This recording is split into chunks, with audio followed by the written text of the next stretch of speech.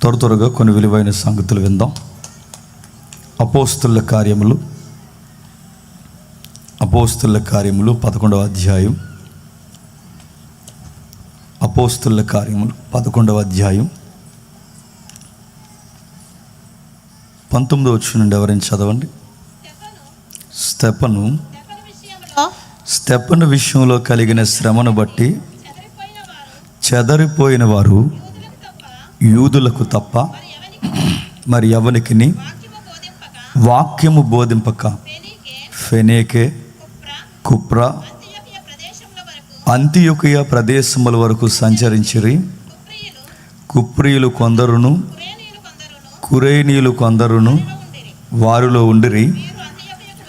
వీరి అంతియొకయకు వచ్చి గ్రీసు దేశపు వారితో మాట్లాడుచు ప్రభు అయిన యేసును గూర్చిన సువార్త ప్రకటించుతూ వచ్చిరి. ప్రభు హస్తము వారికి తోడై ఉండెను గనక నమ్మిన వారు అనేకులు ప్రభు తట్టు తిరిగిరి.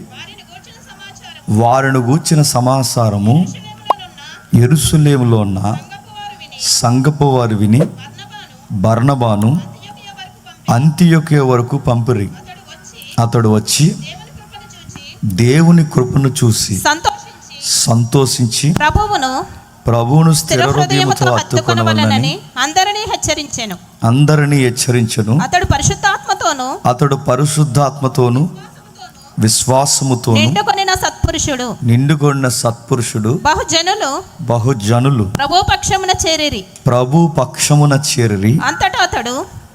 అంతటా సౌలును ఎత్తుకుటకు తార్సునకు వెళ్ళి అతన్ని కనుగొని అంతియొకయకు తోడుకొని వచ్చెను. వారు కలిసి నేను చదువుతున్నాను. వారు కలిసి 1 సంవత్సరం అంతయు సంఘములో ఉండి బహుజనులకు వాక్యము బోధించిరి. మొట్టమొదట అంతియొకయలోని శిష్యులు క్రైస్తవులు అనపడ్డారు.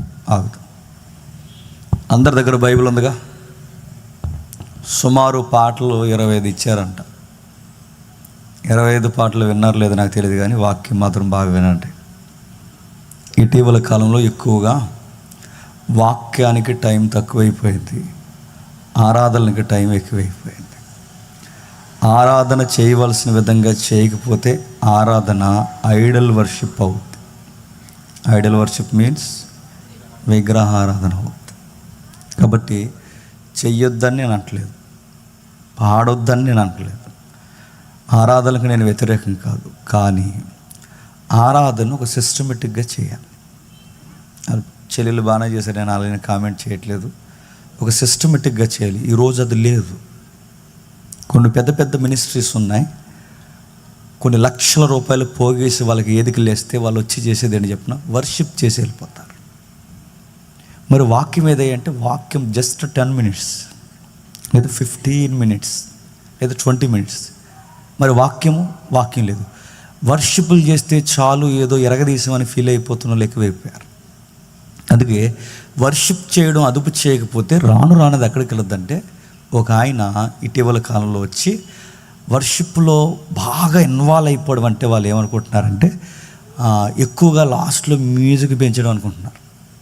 గట్టిగా అంటే ఇంక లాస్ట్లో పెంచేస్తారన్నాడు, వాయిస్ పెంచేస్తారు. ఏమనంటే స్తుతి స్తుతి స్తుతి స్తుతి స్తుతి అని అలా స్తుతి కొడతారన్నాడు. స్తుతి స్తుతి స్తుతి అని కొట్టి ఆ ప్యాడ్ ఆయన దగ్గరికి వెళ్ళి కొట్టు స్తుతి స్తుతి అంటే ఆయన కొట్టలేకన్నాడు, కొట్టుకో అన్నాడు. అది స్తుతి కాదు, సుత్తి. ఆరాధన అంటే ఆరాధన అనడమే ఆరాధన కాదు. ఆరాధన అంటే ఏంటి? దానికి బైబిల్ మూలాలు ఉన్నాయి. నేను ఎందుకు వీడి గురించి చెప్తున్నా అంటే, వాక్యానికి ప్రథమ స్థానం ఇవ్వాలి. ఆ వాక్యానికి ప్రథమ స్థానం ఇచ్చే రోజులు కరువైపోయే కనుక వినేవాళ్ళు ఏం వింటున్నారో తెలియదు, చెప్పేవాళ్ళు ఏం చెప్తున్నారో తెలియదు. చొక్కాలు ఇప్పి కచ్చిపులు తిప్పి వర్షిప్ చేస్తే అది దేవునికి ఉజ్జీవ సభ అనుకోండి. ఉజ్జీవ సభ కదా సంబరం, గుర్తుపెట్టుకో. మరి వాక్యంలో మనం ఇన్వాల్వ్ అవ్వాలంటే ఏం చేయాలి? దానికి ఒక నేపథ్యం ఉంది. ఏం నేపథ్యం ఉంది? ఒక పేరా చదివాం ఇప్పుడు, మీరు చూసారా? సుమారు 19 నుండి 26 వచ్చిన వరకు ఇది ఒక పేరా. దీన్ని ఒక టెక్స్ట్ అంటారు. ఆ టెక్స్ట్ను పూర్తిగా వివరించాలి.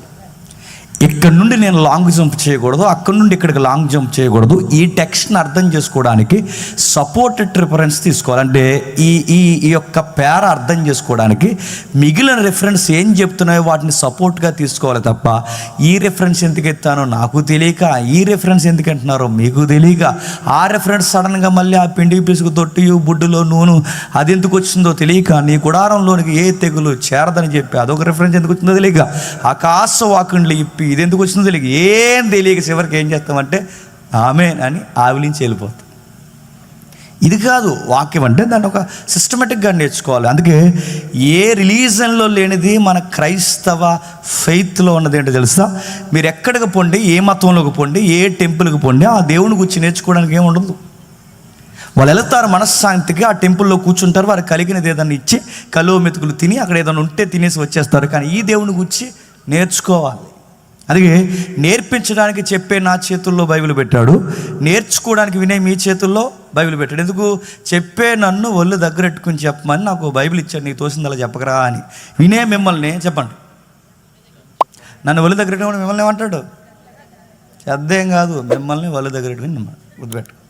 నేను ఒళ్ళు దగ్గరెట్టుకుని బాగా, నేను ఒళ్ళు దగ్గరెట్టుకుని నేను బోధించాలి చెప్పండి, మీరు ఒళ్ళు దగ్గరెట్టుకుని అందుకే వినే మీ చేతుల్లో బైబిల్ ఉంది చెప్పండి, వినే చెప్పే నా చేతుల్లో బైబిల్ ఉంది. ఎందుకుంది? ఎలా చెబుతున్నాం, ఏం చెబుతున్నాం, 4 ముక్కలు నేర్చుకోవాలి. ఈ దేవుని గురించి ఓ పట్టాన నేర్చుకుంటే కానీ అర్థం కాని దేవుడు. 30 ఏళ్ళు కాపురం చేసిన ఆవిడే అందంట, ఈయనేటో నాకు అర్థం అవ్వట్లేదు, లింగులింగమని మీ ఆయనే నీకు 30 ఏళ్ళు అర్థం అవ్వకపోతే, సర్వాన్ని సృష్టించి ముల్లోకాన్ని పరిపాలిస్తున్నవాడు నీకు అర్థం కావాలంటే 3 రోజులు ఉపవాస ప్రార్థన అర్థమైపోతాడా? దేన్ని చదవాలి, గుర్తుపెట్టుకోండి. 30 రోజులు భర్త అర్థం కావట్లేదు, 30 రోజులు భార్య, 30 ఏళ్ళు కాపురం చేసిన భార్య అర్థం కావట్లేదు, 30 సంవత్సరాలు కాపురం చేసిన భర్త అర్థం కాలేనప్పుడు ఈ దేవుణ్ణి అర్థం చేసుకోవాలంటే ఎలా అర్థమవుతాడు? అర్థమవు ప్రవ్వా, నాకు అర్థమవు ప్రవ్వా అంటే అర్థమవుతాడా? నేను అర్థం అవ్వాలంటే నా ఇష్టాలు ఏంటో, నా ఇష్టాలు కానివేంటో, నా చిత్తము సర్వము ఎలా ఉందో ఒక పుస్తకంగా చేసి మీ చేతుల్లో పెట్టాను. ఆ పుస్తకం పేరే బైబిల్. అది చదవండి, నేను అర్థమవుతాను అన్నాడు. అది చదవం, అన్నీ చేస్తాం కానీ అది చదవం. అది ఈ మధ్యకాలంలో దరిద్రపు ఫ్యాషన్ ఏంటి చెప్పిన, బైబిల్ లేకుండా సభలకు వస్తున్నారు, బైబిల్ లేకుండా చెప్పండి చర్చిలకు వస్తున్నారు, బైబిల్ లేకుండా దేనికి వస్తున్నారు? భోజనాలకు వచ్చారా? బైబిల్ లేకుండా కళ్యాణ మండపం మీద అడుగుతున్నాను. ఇది కళ్యాణ మండపం కాదు, ఇది సంబరం కాదు. మరి దేనికి వచ్చారు? బైబిల్ లేకుండా వచ్చిన వాళ్ళు చూస్తే ఒంగోబెట్టి మళ్ళీ చెప్తున్నానండి, వాళ్ళు ఈ విమానం ఆ పచ్చి కమ్మలిచ్చి కొట్టాలనిపిస్తుంది అండి నాకు. బైబిల్ లేకుండా లింగలింగమని ఇది మోసుకుని వస్తారు, మొబైల్ టింగ్ టింగ్ అన్నాడు, అందులో చూస్తారట మొబైల్లో. నీ మొబైల్లో ఎంత పవిత్రత ఉంటుందో అందరికీ తెలుసు. ఆ మొబైల్లో నువ్వు బైబిల్ చూడండి, నీకంటే ఒక సొంత బైబిల్ లేదా? నువ్వు బైబిల్ చూడవని అడుగుతున్నాను. నీకు ఒక సొంత బైబిల్ ఉండాలి. ఆ బోధకుడు ఏం చెప్తున్నాడు చూడాలి, ఆ చెబుతుందో నేర్చుకోవాలి. అలా నేర్చుకుంటే నువ్వు పూజించే దేవుడు నీకు అర్థం అవుతాడు. ఇప్పుడు మనం చదువుతున్నాం ఏంటి? దీని సందర్భం, దీనికి ఒక ముఖ్యమైన సందర్భం ఉంది. స్తెఫను విషయంలో కలిగిన శ్రమను బట్టి ఎవరో చెదిరిపోయారంట. స్తెఫను విషయంలో కలిగిన శ్రమను బట్టి ప్రజలు చెదిరిపోయారు. చెదిరిపోయిన వారు ఎవరు అంటే, ఇప్పుడు ఈ సందర్భం అర్థం కావాలంటే ముందున్న నేపథ్యం చెప్తాను, జాగ్రత్తగా వినండి. అపోస్తుల కార్యం 1వ అధ్యాయం సందర్భం మీకు తెలుసుగా. తెలిసినా తెలియకపోయినా తెలిసినట్టే చూడండి. 10:30 అవుతుంది, అయినా అవుట్లైన్ చెప్తాను వినండి. 1వ అధ్యాయం యొక్క నేపథ్యం ఏంటంటే, ప్రభు అయిన యేసుక్రీస్తు వారు మేఘారుడే వెళ్ళిపోతున్నాడు. ఆయన వెళ్ళిపోతూ ఉన్నప్పుడు శిష్యులు కంగారు అవుతున్నారు. వాకులు వదిలేస్తాం, కుటుంబాలు వదిలేస్తాం, ఆస్తులు వదిలేస్తాం, ఆప్తులను వదిలేస్తాం, అన్నీ వదిలేస్తాం, నువ్వే సర్వం అనుకుని వచ్చేస్తాం, మా కష్టము కన్నీరికి అన్నిటికీ జవాబు నువ్వు అనుకుని కూడా వస్తే నువ్వు ప్రత్యేకంగా మమ్మల్ని వదిలేసి వెళ్ళిపోతున్నావు, నెక్స్ట్ ఏంటో మాకు అర్థం కావట్లేదని పేతురు లాంటి వారు కలవరపడుతుంటే, ఆ టైంలో ప్రభు అయిన యేసుక్రీస్తు వారు చెప్పిన ధైర్యపు మాటే, మీరు కలవరపడకూడి, నాలాగే మరింత మిమ్మల్ని స్థిరపరిచే ఆదరణకర్త రాబోతున్నాడు. ఆయన పేరు పరిశుద్ధాత్మ. నేను వెళ్ళిన స్థానంలో ఆయన వస్తాడు, ఆయన మిమ్మల్ని స్థిరపరుస్తాడు, సర్వసత్యంలోకి నడిపిస్తారు. ఆయన వచ్చేంత వరకు మీరు ఎక్కడికి కదలొద్దు, వెయిట్ చేయండి, ప్రేయర్ చేయండి, ఆయన గూర్చి ఎదురు చూడండి, నిరీక్షణ కలిగి ఆయన వస్తాడని ఎదురు చూడండి. సుమారు 40 రోజులు ప్రభు అయిన యేసుక్రీస్తు వారిని మోటివేషన్ చేసి వెళుతూ ఆ వాగ్దానం పట్టుకుని మీరు ఎక్కడ కదలొద్దు, జెరూసలేం సిటీలోనే ఉండండి అన్నాడు. అన్నట్టుగానే శిష్యులు ఆ మాటను వాగ్దానంగా తీసుకుని మేడగదిలోకి వెళ్ళిపోయారు. తెలుసుగా, తెలిసినా తెలియకపోయినా చెప్పండి తెలిసినట్టే. ఆ మేడగదిలోకి ఎప్పుడైతే వెళ్ళిపోయిన వాళ్ళ సంఖ్య 120 మంది. ఎంత? 120 మంది. ఈ 120 మంది ఆ మేడగదిలోకి వెళ్ళిపోయిన తర్వాత వీళ్ళు కనిపెడుతున్నారు. ఆ కనిపెడుతుండగా సరిగ్గా అదే టైంలో ఒక నేషనల్ ఫెస్టివల్ జరుగుతుంది. ఆ నేషనల్ ఫెస్టివల్ ఇజ్రాయెల్కి సంబంధించింది. నాకు తెలిసి మీలో చాలామంది ఇజ్రాయెల్ దేశంలో ఉన్నారు, వాళ్ళకి అర్థం అవుతుంది. ఇప్పటికీ జరుగుతాయి అక్కడ. అదే పెంతుకొస్తు. నిన్న మొన్న జరిగింది, మన సండే అనుకుంటా పెంతుకొస్తుంది. మన సండే జరిగింది. అంటే పెంతుకొస్తు పండుగ వచ్చింది. ఆ పెంతుకొస్తు పండుగ జరుగుతున్నప్పుడు సరిగ్గా అదే టైంలో పంటల దిగుబడి వచ్చే టైం అదంటే ఆ పంటల దిగుబడికి కృతజ్ఞతగా జరిగించే పండుగనే 50 రోజుల పండుగ అంటారు. ఆ 50 రోజులనే పెంతుకోస్ట్ అంటారు. ఈ పెంతుకొస్తు కోసం కాదు నేను చెప్తుంటా. ఆ పెంతుకొస్తు పండుగ చేస్తున్నప్పుడు సరిగ్గా అదే టైంలో పబ్లిక్ వచ్చారు. ప్రపంచ దేశాల నుంచి చెదిరిపోయిన వాళ్ళందరూ వచ్చారు. ఎందుకు చెదిరిపోయారు ఇశ్రాయేలీలు? ఎందుకు చెదిరిపోయారంటే ఇశ్రాయేల్లో పక్కాన మాట వినరు. వాళ్ళకి ముద్దుంటే ఒకలా ఉంటారు, ముద్ద లేకపోతే ఒకలా ఉంటారు. మనం కూడా చూడండి, కడుపు నిండితే ఒకలా మాట్లాడతాం, చెప్పండి. కడుపు నిండకపోతే ఒకలా మాట్లాడతాం. అందితే జుట్టు, అందకపోతే కాళ్ళు. ఇశ్రాయేలు మనకు బాబులు. వాళ్ళు ఎలాంటి వాళ్ళు అంటే కాస్త కక్క ముక్క డొక్క తిని డొక్కలు బాగా నిన్నప్పుడు దేవుడిని మర్చిపోతారు. ఆ దేవుడిని ఎప్పుడైతే మర్చిపోయారో సరం బెల్లి కట్టుకున్నారు, చక్కగా చేశారు, అంతా బాగుంది. దేవుని చేత ఆ బ్లెస్సింగ్ ల్యాండ్ ఏదైతే ఉందో ఆ ల్యాండ్లో వచ్చిన తర్వాత వాళ్ళు దిగుబడి బాగా వచ్చిన తర్వాత దేవుడిని మర్చిపోయారు. దేవుడు పలుమార్లు వాళ్ళని చెదరగొట్టాడు. బాబిలోనియన్స్ తీసుకొచ్చాడు, మెడో పెర్షియన్స్ తీసుకొచ్చాడు, గ్రీకులు, రోమన్స్ ఇలాంటి దాడులు వారి మీద చేయించి దేవుడు చెదరగొడితే ఆ చెదిరిపోయిన వాళ్ళు చెదిరిపోయి ఎక్కడి వరకు వచ్చారంటే మన ఇండియా వరకు కూడా వచ్చేసారు. మన ఇండియాలో ఎక్కడికి వచ్చారు? చాలా ప్రాంతాలకు వచ్చేసారు. అక్కడ వరకు ఎందుకు, మన గుంటూరు వచ్చేసారు. గుంటూరులో ప్రత్యేకించి యూదులకు ఒక ఊరు ఉందంటే మీరు నమ్మగలరా? ఎప్పటికాల యూదులే ఇప్పటికీ కథ. అలా యూదుల్లో ఉండరు, ఎందుకంటే చాలా సంవత్సరాలు అయిపోయింది కదా, కలిసిపోయారు అటు ఇటుగా. అయితే ఆ యూదులు ఎక్కడి వరకు వచ్చారు? మేము మణిపూర్ వెళ్ళాం. ఆ టైంలో దాడులు జరుగుతున్నప్పుడు మణిపూర్ వెళితే మణిపూర్లో కూడా అక్కడ సమాజ మందిరం ఉంది, అక్కడ కూడా యూదులు ఉన్నారు. అంటే మీకు అర్థం కావాలి బైబిల్ చరిత్ర ఎంత వాస్తవమైనదో. ఆ రోజు ఇశ్రాయేల్ మాట వినకపోతే ఏ వాగ్దాన భూభాగం ఇచ్చాడో ఆ వాగ్దాన భూభాగం నుంచి వీరిని ఏం చేశాడు? చెదరగొట్టారు. ఈ చెదిరిపోయిన వాళ్ళందరికీ ఒక ట్రెడిషనల్ ఉంటుంది. ఆ సాంప్రదాయంతో కూడిన వాళ్ళ యొక్క నమ్మకం ఏంటంటే ఎక్కడికి పోయినా సరిగ్గా పండగ టైంలో సిటీకి వస్తారు. ఆ సిటీ పేరు ఏంటి చెప్పండి? యెరూషలేం సిటీకి వస్తారు. ఎక్కడికి పోయినా వస్తారు. వాళ్ళకి నేషనల్ ఫెస్టివల్స్ ఉన్నాయి. పస్కా కానీ, ఈ పెంతుకొస్తు కానీ, గుడారాల పండగ కానీ, ఈ గుడారాలు కాదు, ఇందులో ఉన్న గుడారాల పండగ కానీ, ఇవన్నీ జరుగుతున్నప్పుడు ఖచ్చితంగా యెరూషలేం పండగకు వస్తారు. ఆ యెరూషలేం పండగకి వీళ్ళు చెదిరిపోయిన ఇండియాలో ఉన్నా, ఎక్కడున్నా, పాకిస్తాన్లో ఉన్నా, ఎక్కడున్నా ఖచ్చితంగా అక్కడికి వస్తారు. ఆ వచ్చే టైంనే పండగ సీజన్ అంటారు. ఆ హార్వెస్ట్ టైంలో ఏం జరుగుద్దంటే ఇలాంటి పండగ వాతావరణంలో ఇదో పండగ వస్తుంది. ఈ పండగ టైంలో సరిగ్గా అదే టైంలో ప్రపంచ దేశాల నుంచి యెరూషలేంకి రావడం కాదు, అదే టైంలో పరలోక నుంచి పరిశుద్ధాత్ముడి 120 మంది మీదకి వచ్చేసాడు. ప్రభు చెప్పిన వాగ్దానం జరుగుతుంది. ఆ 120 మంది మీదకి ఎప్పుడైతే ప్రభు అయిన యేసుక్రీస్తు వారు చెప్పిన వాగ్దానం పరిశుద్ధాత్ముడు వారి మీదకి వచ్చాడో, ఆ పరిశుద్ధాత్ముడు వారి మీదకి వచ్చిన తర్వాత వాళ్ళు గాన ప్రతిగానాలు చేశారని లేదు కానీ గంభీరమైన వాక్యం చెప్పారు. పరిశుద్ధాత్ముడి సభలో ఉన్నాడని దాన్ని గుర్తు చెప్పిన వాక్యంతో దద్దరలు కూడా గుర్తుపెట్టుకుని అదే హోలీ స్పిరిట్ అక్కడ పనిచేస్తుందని దాని గుర్తు. పరిశుద్ధాత్ముడి సభ వెనక లేదా ఒక సంఘంలో ఉన్నాడనడానికి వాక్యానికి ప్రథమ స్థానం వేస్తారు. అక్కడే పరిశుద్ధాత్ముని యొక్క ప్రజెన్స్ ఉన్నట్టు లెక్క. ఎక్కడైతే ఏ సంఘంలో అయితే వాక్యానికి పెద్దపీట అయ్యారో, ఏ సభలో అయితే వాక్యానికి పెద్దపీట అయ్యారో అక్కడ ఎవరిని తక్కువ చేస్తున్నట్టు?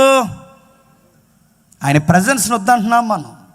అందుకే పరిశుద్ధాత్ముడు ఎప్పుడైతే ఆయన ఇన్వాల్వ్ అయ్యాడో, వచ్చిన ఆయన ఏం చేశాడు? గెంతలేదు, కచ్చీపులు ఎత్తలేదు, అల్లరి చేయలేదు, ఏమీ చేయలేదు. పరిశుద్ధాత్ముడు వచ్చి ఏం చేశాడంటే వారికి సంబంధం లేని ఇతర భాషలు, అంటే ఫారెన్ లాంగ్వేజెస్ ఉంది బైబిల్, అంటే వాళ్ళ మాతృభాష కానీ, వారి మదర్ టంగ్ కానీ, ఇతర మతాలకి లేదా ఇతర ప్రాంతాలకి సంబంధించిన వారు ఫారెన్ లాంగ్వేజెస్ మాట్లాడారంట. అంటే ఇతరులు మాట్లాడే భాషలు మాట్లాడుతుంటే స్థానికులకు ఆశ్చర్యం కలిగిందంట. అరే ఇదేంట్రా, మనది ఎబ్రి మాట్లాడాలి కానీ వీళ్ళందరూ కలిసి వీరిది కాని భాష ఈ పండితులు కానీ, ఈ పామర్లైనా, చేపలు పట్టుకునే ఈ జాలర్లైనా, వీళ్ళేంటి పండితులైనా, మనకందరి ఎంత పాండిత్యం వీళ్ళకి ఎక్కడిది, వీళ్ళు ఎలా మాట్లాడుతున్నారని కానీ అందరికీ స్ట్రైక్ అయిన పాయింట్ ఏంటంటే ఇదేదో దైవ కార్యము జరుగుతుంది. మరికొంతమంది ఏమన్నారంటే పబ్లిక్లో ఎప్పుడు 2 రకాలు ఉంటారు. మెచ్చుకునే వాళ్ళు ఉంటారు, తిట్టుకునే వాళ్ళు ఉంటారు. తిట్టుకునే బ్యాచ్ ఏమన్నారంటే తాగేశారండి అన్నారు. తాగేసినోడు ఇంగ్లీష్ మాట్లాడతాడా అని అడుగుతున్నాను. ఇప్పుడు నేను తాగేసానండి, తాగేస్తే నాకు హిందీ వచ్చేద్దా? కొంచెం కామెంట్ చేసామంటే దానికి ఒక లాజిక్ ఉండాలి కదండి. వాళ్ళు ఏం కామెంట్ చేశారు చూడండి. తాగేసి ఏదో తాగేసి ఏదో ఒకటి మాట్లాడితే బెబ్బెబ్బే అంటే బాగుండు. వారు తాగి మాట్లాడుతున్నది ఇతరుల భాష స్పష్టంగా మాట్లాడుతున్నారు అంటే అది తాగిన వైఖరి కాదు. వారు ఇతర భాషలు ఎప్పుడైతే మాట్లాడుతున్నారో వీళ్ళందరూ మాట్లాడుతున్నప్పుడు కామెంట్ చేస్తారు. వచ్చిన సుమారు 17 దేశాలు ఆ రోజుల్లో లెక్క. ఆ రోజుల్లో 17 దేశాలు అంటే చాలా ఎక్కువ. తిప్పి ఇన్ని సంవత్సరాలు కూడా మొత్తం దేశాల సంఖ్య ఎంత అంటే నాకున్న ఐడియా ప్రకారం 270 అనుకుంటా. ఇప్పటికి 270 దేశాలు ఉన్నాయి. ఇంత సంవత్సరం ఇంత చరిత్ర నడిస్తేనే ఇప్పటికే 270 అంటే ఆ రోజుల్లో 2000 సంవత్సరాల క్రితం 17 దేశాల ప్రజలు యెరూషలేం సిటీకి వచ్చారంటే మీకు ఎంత పెద్ద సంఖ్య అనాలి చెప్పండి.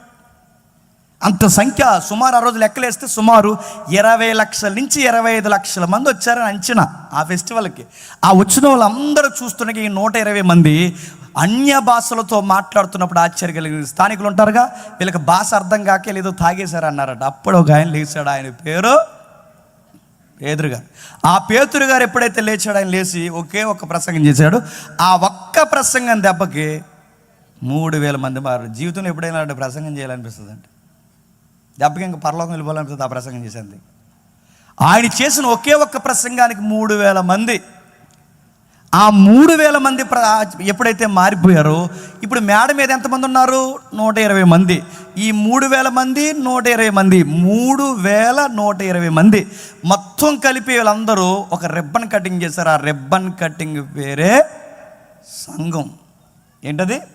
సంఘం. అంటే సంఘం స్టార్ట్ అయింది అధికారికంగా లాంఛనాలతో, పరిశుద్ధాత్ముడు యొక్క కర్త కర్మ క్రియతో లాంఛనంగా సంఘం ప్రారంభమైంది సార్వత్రికంగా.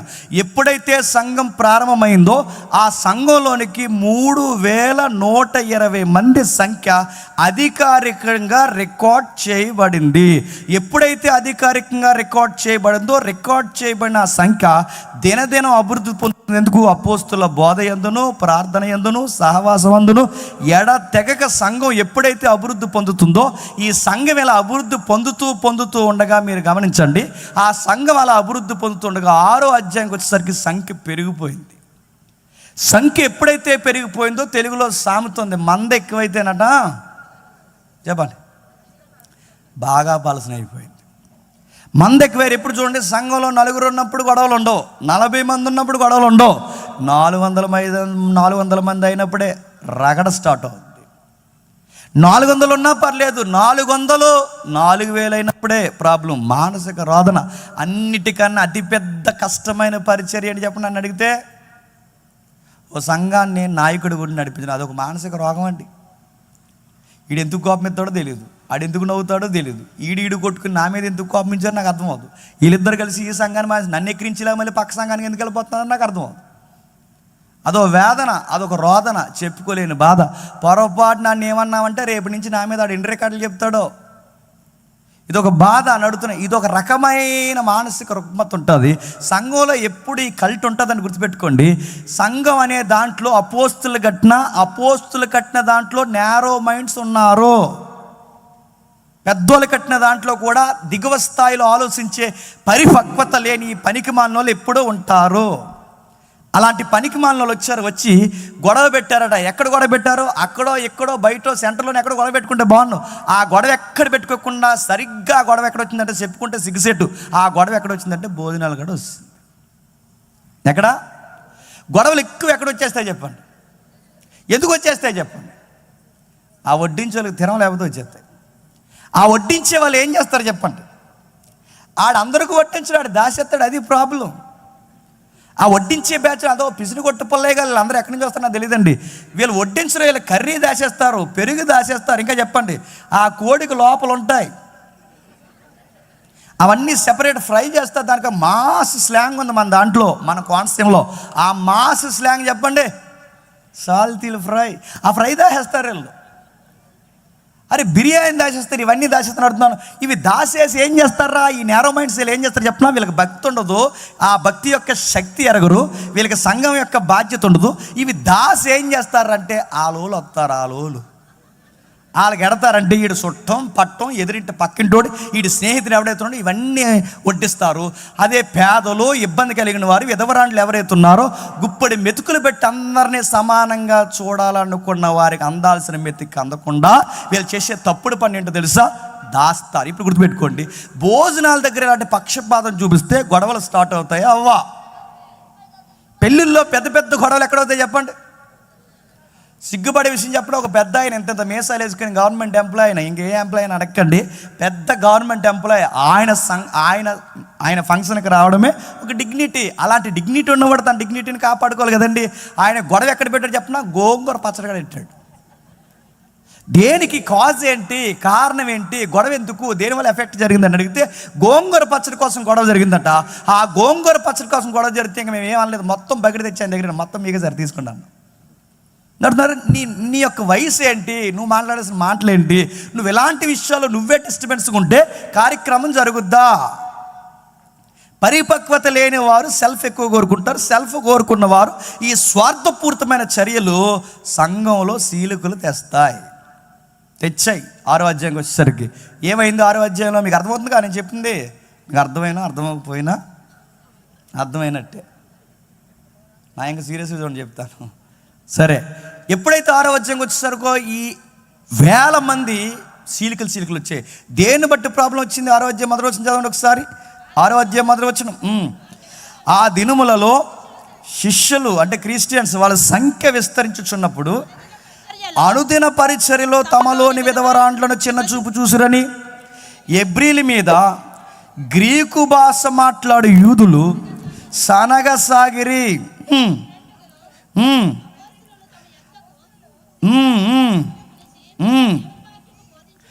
మీరు దేవుని వాక్యము బోధించటం అని ఆహారము పంచిపెట్టడం యుక్తము కాదని ఎవరి మీద ఎవరు నసుక్కుంటున్నారంటే, ఎవరి మీద ఎవరు అంటే విధవరాండ్లను చిన్న చూపు చూశారంటే అడుగుతున్నారు. విధవరాండ్ల చిన్న చూపు చూడొచ్చా? మగ దిక్కు లేని వాళ్ళని, భర్త లేని వారిని, ఏకాకలి అయిపోయిన వారిని శరణ్ ఎక్కడ చొచ్చుతారో తెలుసా? సంఘానికి వస్తారు. వాళ్ళ కుటుంబ ప్రేమలు ఉండవు, వాళ్ళకి సమాజ ప్రేమ ఉండదు, వాళ్ళకి ఎక్కడ ఏ ప్రేమ నోచుకోరు. అలాంటి వారికి కాస్త ప్రేమ, అనురాగం, ఆదరణ, కాస్త పెద్దరికం ఎక్కడ దొరుకుతుందని వస్తారు? సంఘంలో దొరుకుతుందని వస్తారు. అక్కడ కూడా వాళ్ళకి ప్రేమ దొరకకుండా కొంతమంది కావాలని వారిని తక్కువ చేసి చూస్తే ఇంకా వాళ్ళు ఎక్కడికి పోతారు? ఆ రోజైనా ఈ రోజైనా చేసే దుర్మార్గమైన పనులు ఏంటో తెలుసా? పేదోళ్ళని ఇంకా పేదరికంలో బాధ పెడతారు. సంఘం అంటే ఏంటంటే ఇక్కడ అందరూ సమానం. నీ బాధ నేను మీదేసుకోవాలి, నా బాధ నువ్వు మీదేసుకోవాలి.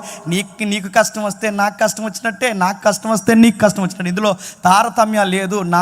నాది కాదు, ఇది మనదే. అలా సంఘం యొక్క భావజాలం ఉండాలని దేవుడు కోరుకుని ఆయన ప్రారంభిస్తే వీళ్ళు ఏం చేస్తారో తెలుసా? విధవరాండ్లను చిన్న చూపిస్తారు. అంటే అరే, మగ దిక్కు లేని వారిని చిన్న చూపు చూస్తారంటే దాన్ని సంఘం అనాలా, సంతానాలా?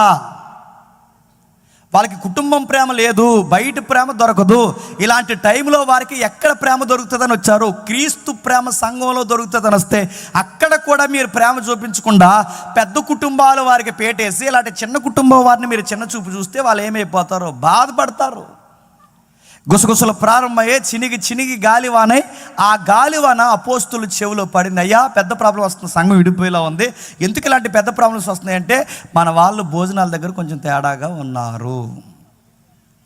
ఆ భోజనాలు వడ్డించే వాళ్ళకి భక్తి లేదు. భక్తి లేని వాళ్ళ దగ్గర జరిగేది ఏంటి చెప్పండి? గొడవలు ఎక్కువ జరుగుతాయి. భక్తి ఉన్నవాడు ఏం జరిగినా చెప్పండి నోటికి జిప్పేసుకుంటాడు. వీడికి జిప్పు ఉండదు, భక్తి ఉండదు. వీడికి అంత సుత్తిగా వీడు అలా తిరుగుతూ ఉంటాడు. ఈ తిరుగుతున్న ఈ సుత్తి బ్యాచ్ వాళ్ళు ఏముంది చెప్పండి? అన్ని గొడవలే. ఎక్కువ సంఘంలో అడావుడిగా తిరిగే వాళ్ళు చూసారు, వాళ్ళకి భక్తి ఉండదు. మీరు ఎప్పుడు అదే మీరు ఐడెంటిఫై చేసుకోండి. వాడికి ట్యాగ్ రాసండి నెత్తి మీద. అడావుడిగా తిరిగితే వాడికి వాక్యం ఉండదు, ఏముండదు, అలా తిరుగుతాడు. ఇక్కడ అంబేద్కర్ గారు తిరుగుతుంటే నాకు అర్థమవుతుంది. అంబేద్కర్ గారు అంటే తిరిగాడంటే ఆయన ఇతర దేశాలు తిరిగి జ్ఞానం నేర్చుకున్నాడు. నువ్వు జ్ఞానం చెప్తుంటే తిరుగుతున్నావు అంటే నువ్వు ఎందుకు తిరుగుతున్నావు? నీకు అర్థమవుతుంది, నీకు ఎందుకు తిరుగుతున్నావు? దేనికో కాలు కలిందంటే అలా తిరుగుతాడు నల్లపిల్లి. అలా తిరుగుతున్నాడు. వాక్యం వినాలిగా, సత్యం వినాలిగా నడుతున్నాను. అడావుడిగా తిరిగే బ్యాచ్ నడుతున్నాను, వీళ్ళకి జ్ఞానం ఎక్కదు. అలా తిరుగుతున్న బ్యాచ్ భక్తి లేని వారు వడ్డించి వాళ్ళు అయిపోయారు కనుక వాళ్ళ వలన సంఘంలో ఇబ్బందులు, సీలికలు ప్రారంభమైతే అపోస్తులు తీసుకున్న నిర్ణయం ఏంటి? అదే సీన్లో మనం ఉంటే నిర్ణయం ఏం తీసుకుని చెప్పినా భోజనాల వల్లే గొడవలు వస్తున్నాయి కనుక ఇంక రేపు నుంచి అంటామా మొత్తానికి ఒకటి చేయమంటే ఒకటి చేస్తామా? మొత్తానికి భోజనాలు ఏమంటే అపోస్తులు అలా చేయలేదు. వాళ్ళకి మెచ్యూరిటీ ఎక్కువ. భోజనాల దగ్గర గొడవలు వస్తున్నాయి కనుక ప్రాబ్లం భోజనాలు కాదు, ప్రాబ్లం పబ్లిక్ కాదు. ప్రాబ్లం ఎక్కడంటే వడ్డించే వాళ్ళ ప్రాబ్లం కనుక ముందు టీం మార్చేయండి అన్న. టీముని మార్చేస్తారు. ఈసారి టీంని అనాయింటింగ్ జరుగుతున్నప్పుడు వాళ్ళని ఏం చేయాలి అంటే వాళ్ళకి క్వాలిఫికేషన్స్ కావాలి. క్వాలిఫికేషన్స్ ఏంటి? మంచి పేరు ఉండాలి, సంఘం వాళ్ళని మెచ్చుకోవాలి. మూడవది పరిశుద్ధాత్మన అభిషేకం ఉండాలి. ఎవరికైతే ఉంటాయో వారిని 7గురిని ఎంపిక చేయండి. ఆ 7గురిని ఎంపిక చేసి సంఘంలోకి ఎప్పుడైతే పిలిచారో ఆ సంఘంలోకి పిలిచి ఆ 7గురిని ఎంపిక చేస్తే అందులో 7గురిలో మనకు కావాల్సిన ఒక మనిషి ఉన్నాడు. మన సందర్భానికి ఇందాక చదివాంగా, ఆ కావాల్సిన మనిషే స్తెఫను. ఈయన భోజనాల దగ్గర పెట్టారు. భోజనాల దగ్గర ఏమో అపోస్తులు పెట్టారు. ఎవరిని? స్తెఫన్ని. భోజనాల దగ్గర అపోస్తుల్ని స్తెఫన్ను పెడితే ప్రభు భోజనాల దగ్గర ఉన్న మనిషిని తీసుకొచ్చి బోధించే స్థాయిలోకి సమాజంలోకి తీసుకొచ్చారు. మన దేవుడు ఎలా ఉంటాడు చెప్పనా?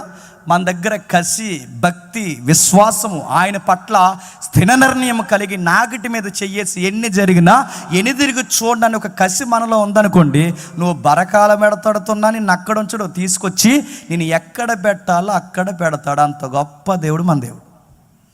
భోజనాలు వడ్డించి అబ్బాయిని తీసుకొచ్చి వండర్స్ చేస్తున్నాడట. ఆ వండర్స్ చేస్తున్నప్పుడు 8వ వచనం ఏం జరుగుతుంది చూడండి. స్తెఫను కృపతో బలముతో నిండుకొని వాడై ప్రజల మధ్య మహత్కార్యములను గొప్ప సూచక్రియలు చేస్తున్నాడు. ఆయన చేస్తున్న వండర్స్కి పబ్లిక్ ఒక్కసారి వండర్ అయిపోయారంట. అరే ఏంటి అబ్బాయి ఎలా చేస్తున్నాడంటే ఆయన వండర్సేనా, ఇంకేం చేస్తున్నాడు? అనేకులు వచ్చారు, లిబెర్తీలు వచ్చారు, కురేనీలు వచ్చారు, అలెగ్జాంద్రియా నుంచి వచ్చారు, కిలికియా నుండి వచ్చారు, మిడిల్ ఆసియా నుంచి వచ్చారు, ఇంకా కొంతమంది వచ్చారు. వీళ్ళందరూ వచ్చి అతనితో మాట్లాడుతున్నారట. అతడు అగపరిచిన జ్ఞానమును, అతను ప్రేరేపించిన ఆత్మను వారు ఎదురించలేకపోయారంట. ఏం చెప్తున్నాడు? ఓ పక్క వండర్స్ చేస్తున్నాడు, మరో పక్క సువార్త చెప్తున్నాడు. సువార్త చెప్తున్నాడు, వండర్స్ చేస్తున్నాడు. ఈ మధ్యకాలంలో ఏం చేస్తున్నాడు చెప్పనా? వండర్స్ చేస్తున్నావు అంటున్నారు. చెప్పండి. సువార్త మానేశారు. సువార్తకి పెద్దపేట వేయడం మానేశారు. ఎప్పుడు గుర్తుపెట్టుకోండి, ఏ సూచక్రియ అయినా, ఏ గొప్ప కార్యమైనా దేన్ని హైలైట్ చేయడానికో తెలుసా? వాక్యాన్ని హైలైట్ చేయడానికే, వాక్యాన్ని చూపించడానికే, దేవుని మనసును వాక్యాన్ని అలా అర్థంలా చూపించడానికి. అందుకే మనం ఏ క్రియ చేసినా, మన పాట పాడినా, మనం ఒక అద్భుత కార్యం జరిగించినా, మన నలుగురు కలిసి నిలబడినా దేన్ని పైకెత్తి పట్టుకోవాలి చెప్పండి? వాక్యం, వాక్యము, వాక్యం. అందుకే ఆ స్తెఫను గారు ఆయన చేసిన పరిచర్లో అత్యధికమైన ఆకర్షణీయమైనది కుంటోలకు కాళ్ళు ఇచ్చాడు, గుడ్డోలకు కళ్ళు ఇచ్చాడు, చెవిటి వారికి చెవులు ఇచ్చాడని కాదు. ఆయన చేసిన గొప్ప కార్యం ఏంటి చెప్పినా, ఆయన అగపరిచిన వాక్య జ్ఞానమును ఈ పెద్ద మనుషులు ఎదిరించలేకపోయారంట. ఎవరు ఆ పెద్ద మనుషులు? రిబెర్తీలు, కురేనీలు, ఇంకా ఉన్నారు ఆసియా, మైనర్ ఆసియా నుంచి వచ్చిన వాళ్ళు. ఇందులో ఉన్న ఒక బ్యాచ్ ఉంది చూడండి. కురేనీలో కిలికియా నుండి కొంతమంది వచ్చారని చూసారా? ఆ కిలికియా బ్యాచ్లో యాక్టివ్ మెంబరే సౌలు. ఆ సౌలే పౌలు. ఇప్పుడు చూడండి, గలిలయ అనే హెడ్ మాస్టర్ దగ్గర, గలిలయ అనే ఒక యూనివర్సిటీ ఉంటే, ఆ రోజుల్లో యూనివర్సిటీ అది, గలిలయ అనే ఒక యూనివర్సిటీ ఉంటే అక్కడ హెడ్ ఆఫ్ ది డిపార్ట్మెంట్గా పనిచేస్తున్న ఒక నెంబర్ వన్ ప్రీచర్ ఉన్నాడు. ఆయన పేరు గమలీయేలు. అలాంటి దగ్గర నెంబర్ 1 స్టూడెంట్ ఎవరైనా ఉన్నారంటే చెప్పండి? పౌలు. ఆయనకి తెలియని సబ్జెక్ట్ లేదు, ఆయనకి అన్ని సబ్జెక్టులు తెలుసు. అంత సబ్జెక్ట్ తెలిసిన పౌలు గారు కూడా ఎవరిని ఎదిరించలేకపోయారట. ఏం చెప్తున్నాడు ఇంతకీ స్తెఫను అంటే? ఆయన చెప్పే ప్రసంగానికి ఆ రోజు వాళ్ళకి టెర్రర్ స్టార్ట్ అయింది. చెప్తే ఆయన ప్రాక్టికల్గా మాట్లాడుతున్నాడు. ఎంత ప్రాక్టికల్గా మాట్లాడుతున్నాడంటే, అబ్రహామును పరిచయం చేస్తున్నప్పుడు అనగనగనగా అనలేదు. అబ్రహామును పరిచయం చేస్తున్నప్పుడు ఎలా పరిచయం చేస్తారు తెలుసా? మన అబ్రహాము దేవుని చేత పిలువబడుతున్నప్పుడు ఆయన మెస్సొపొతేమియాలో కాపురం ఉండక మునుపు ఆరానులో దేవుడు పిలవడం ప్రారంభించంటే ఆయన మాట్లాడుతున్నది జాగ్రఫికల్ ఎవిడెన్స్ మాట్లాడుతున్నాడు. చూసారా? ఆయన మాట్లాడుతుంది భౌగోళిక సాక్ష్యాన్ని ముడిపెడుతున్నాడు, హిస్టరీని ముడిపెడుతున్నాడు. ఆయన ప్రసంగం ఎక్కడ? అబ్రహాము దగ్గర నుంచి మోసే దగ్గర నుంచి మొత్తం 7-8 అధ్యాయాలు మొత్తం కలిపి ఆ ప్రసంగాన్ని ఎక్కడ ముడెడతాడు తెలుసా? ఆ 7 అధ్యాయం అంతా మొత్తం కలిపి ఆ ప్రసంగాన్ని నజరేయుడైన యేసు దగ్గర తీసుకుతాడంటే, అబ్రహాము దగ్గర నుంచి ఆయన ప్రసంగం ఎక్కడికి వచ్చింది?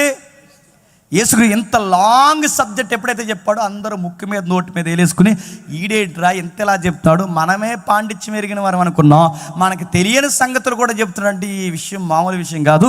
ఈ నోరుని ఎలాగైనా ఆపాలనుకున్నారు, ఆపలేరు, ఆపలేక చేతగానోలు చేసే పని అని చెప్పండి, చంపేస్తారు. అందుకే స్తెఫను చేసిన పని ఏంటో తెలుసా? స్తెఫను చంపేయడానికి రెడీ అయిపోయారు, ప్లాన్ చేశారు. దొమ్మిగా కొట్టి చంపేయాలని రాళ్ళన్నీ పోగేశారు. దొమ్మి కేసులో పోవద్దని. ఒకటి కొడితే మర్డరు, 2 కొడితే ప్లాన్ చేశారంటారు, మొత్తం ఊరంతా కలిసి కొడితే దొమ్మి అంటారు. అలాంటి ప్లాన్ చేయకండి ఎవడ మీద. ఒకటి చెప్తే ఒకటి అర్థమవుతుంది. దొమ్మిగా కొట్టుపడేస్తారు. దొమ్మిగా అంటే ఆ దొమ్మిగా ఎప్పుడైతే కొట్టేశారో రాళ్ళు తెచ్చారు. గవర్నమెంట్ కూడా పాయింట్అవుట్ చేయకుండా ఆ రాళ్ళని తెచ్చి ఆ కొడుతున్నప్పుడట మళ్ళీ డ్రెస్సులు ఎక్కడైతే డిస్టర్బెన్స్ అవుతాయని వీళ్ళ పై వస్త్రం నిలువు టంగిలు ఉంటాయి కదా నైటీలాగా, ఆ నిలువు టంగీలు తీసి ఆ పక్కన పెడితే ఆ నిలువు టంగీలకి ఈయన కాపలా కాశాడంటే ఎవరు? ఈ భయం లేదు మనిషికి అసలు. ఎవరు? సౌలు. ఆ కాపలా కాస్తే ఆ మనిషి చూస్తుండగా ఆయన రాళ్ళు ఇచ్చి కొడుతుంటే ఎంజాయ్ చేస్తున్నాడు. మరి అదేం సైకోటిక్ మైండ్ నాకు అర్థం కాదు. కానీ ఆయన చేస్తున్నది ఎంజాయ్ చేస్తూ వాళ్ళ వస్త్రాలు కాదు, కొట్టండి అక్కడ కొట్టండి అని చెప్పాడు. ఆ కొట్టేశారు, చంపేశారు. ఆ చంపేసినప్పుడు ఈ విషయం సంఘానికి అందింది. మనలో ఉన్న ఎంపిక చేయబడిన స్టెఫెన్ని చంపేశారన్న వార్త సంఘానికి ఎప్పుడైతే వినబడిందో, సంఘానికి వినబడిన వార్తను ఆ పెద్దలకు చెప్పేసరికి ఆ పెద్దలు సంఘము కలిసి స్టెఫెన్ని సమాధి చేశారు. ఇలా సమాధి చేసి మళ్ళీ ఊళ్ళోకి వచ్చారో లేదో, ఆ సమాధి కార్యక్రమం ఇంకా ఆరకముందే, ఆ సమాధి ఇంకా పచ్చిగా ఉండగానే మళ్ళీ ఓక దుమ్ముడిగా అందరూ మత పెద్దలు గవర్నమెంట్ కలిసి సంఘం మీద పడిపోయిందంట. చూస్తారు ఒకసారి ఎక్కడ ఉందో? 8వ అధ్యాయం మొదటి వచనం. ఆ కాలమందు యెరూషలేములోని సంఘమునకు గొప్ప హింస కలిగినందున అపోస్తులు తప్ప అందరూ యోదయ సమరయ దేశములంతా చెదిరిపోయి భక్తిగల మనుషులు స్టెఫెనును సమాధి చేసి అతన్ని గూర్చి ఇంకా ఏడుస్తూ ఉండగానే సౌలు అనే ఒక వ్యక్తి ఇంటింటా చొచ్చి పురుషులను స్త్రీలను ఈడ్చుకొని పోయి చెరసాల్లో ఏంచి ఆయనను సంఘమును పాడు చేయడమే జీవిత లక్ష్యం అన్నట్టు తిరుగుతున్నాడంట ఆ పెద్ద మనిషి. మీకు అర్థమవుతుందా? సంఘంలో యాక్టివ్గా ఉన్న వాడిని రాళ్ళిచ్చి కూడా చంపేస్తున్నారు. సంఘం కాస్త యూనిటీగా కూర్చుందనుకుంటే ఇప్పుడు మతోన్మాదులు గవర్నమెంట్ కలిసి కూడా ఎవరి మీద యాక్షన్ తీసుకున్నారంట? సంఘం మీద. ఇందులో కొంతమందికి ఏదో అధికార పత్రాలు, కొత్త నోటిఫికేషన్లో కొత్త డిఎస్పీ గారు వచ్చినట్టు ఈయన డిఎస్పీ మాదిరి బిల్డప్ ఎత్తున్నాడు. ఎవరు? ఈ సౌలు. ఇంటింటా వచ్చి ఎప్పుడు గుర్తుపెట్టుకోండి, రూములోకి ఎస్ఐ గారు రాకూడదు, రూములోకి సిఏ గారు రాకూడదు. రూములో అఫెన్స్ జరిగితే రూములోకి వచ్చే అధికారం ఏ ఆఫీసర్కి ఉంటుందో తెలుసా? డిఎస్పీకి ఉంటుంది. రూములో నేరం జరిగితే అందుకే రూముల్లోకి వెళ్ళి ఇంటింటా వచ్చి బయటికి లాగేస్తున్నాడు. ఈయన పెద్ద డిఎస్పీ అయిపోయాడు. ఎవరు? సౌలు గారు వెళ్ళి లాగేసి, ఇక స్త్రీలు పురుషులు లేడు, అందరిని బయటికి లాగేసి కొట్టి చంపేస్తున్నాడట. సంఘం ఈ దెబ్బకు ఒక నిర్ణయానికి వచ్చింది, బతుకుంటే చెప్పండి ఆకుంద పేరు ఆకు తింది బతుకుదామని చెప్పి అందరూ తట్టా బుట్ట కడుపు చేత్తో పట్టుకుని ఎవరి కాళ్ళే చెల్ల చెదరు అయిపోయారు. బాగుందండి.